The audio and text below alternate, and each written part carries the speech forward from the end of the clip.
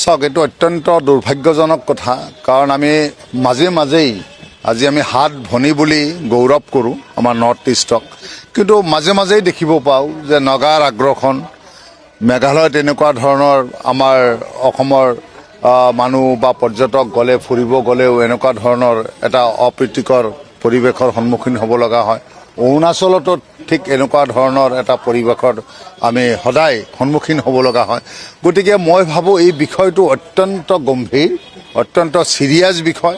আজি নেডাৰ আহ্বায়ক হিচাপে আমাৰ অসমৰ মুখ্যমন্ত্ৰী ডাঙৰীয়া সদায় নৰ্থ ইষ্টৰ নেতৃত্ব লৈ দিল্লীত তেখেতে বুকু ফুলাই বিভিন্ন কথা দাবী কৰে যে নৰ্থ ইষ্টৰ লগত কোনো ধৰণৰ যেতিয়াই সীমা বিবাদৰ কথা আহে, যেতিয়াই যিকোনো মৌলিক সমস্যাৰ কথা আহে, তেতিয়াই তেখেতে আমাৰ অসমৰ বিপৰীত মেৰুত গৈ অৱস্থান লৈ আজি সকলোৰে লগত তেখেতে আলোচনা কৰি সকলোবোৰ বিষয় মীমাংসা কৰাৰ তেখেতে খুব দায়িত্ব লোৱা আমি সততে দেখিবলৈ পাওঁ।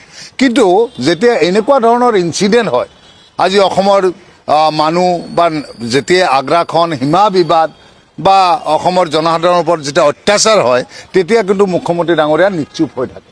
গতিকে এইকাৰণে কৈছোঁ, এই বিষয়টো আজি লজ্জাবোধ থাকিলে মুখ্যমন্ত্ৰী ডাঙৰীয়া তেখেতে কেন্দ্ৰীয় চৰকাৰক হেঁচা প্ৰয়োগ কৰি আমাৰ সীমা বিবাদৰ পৰা আৰম্ভ কৰি যিখিনি আমাৰ নৰ্থ ইষ্টৰ বাকী ৰাজ্যৰ লগত আমাৰ যিখিনি সমস্যা আছে অসমৰ লগত সংলগ্ন থকা সীমাসমূহত, গোটেই সমস্যাবোৰ পুংখানুপুংখভাৱে মুখ্যমন্ত্ৰী ডাঙৰীয়াৰ নেতৃত্ব ল'ব লাগে।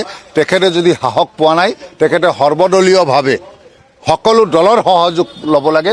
আমি সকলোৱে একমত আছোঁ, অসমৰ স্বাৰ্থত, অসমৰ ৰাইজৰ স্বাৰ্থত আমি মুখ্যমন্ত্ৰী ডাঙৰীয়াকো সংগ দিয়াৰ কাৰণে আমি একমত আছোঁ। প্ৰয়োজনত কেন্দ্ৰীয় চৰকাৰ দিল্লীক হেঁচা প্ৰয়োগ কৰিব লাগে যদিও এই ক্ষেত্ৰত যদি মুখ্যমন্ত্ৰী সাহস পোৱা নাই, মই ভাবোঁ সকলো ৰাজনৈতিক অৰাজনৈতিক দল সংগঠনৰ তেখেতে সহায় লোৱা উচিত। আৰু এই ক্ষেত্ৰত মই ভাবোঁ সকলোৱে সহায় কৰিব।